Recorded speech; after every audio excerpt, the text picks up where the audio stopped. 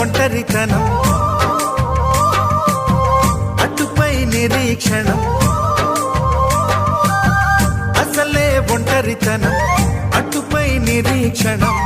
అరెరే పాపమని జాలిగా చూసే జనం. గోరంత గొడవ జరిగితే కొండంత కోపమా, నన్నుదిలి నువ్వు ఉండగలవ నిజం చెప్పవమ్మా.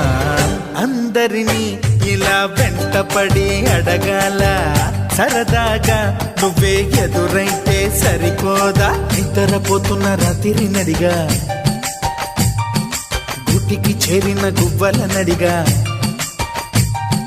చల్లగాలి నడిగా, ఆ చందమామ నడిగా, ప్రియురాలి జాడ చెప్పరేమని.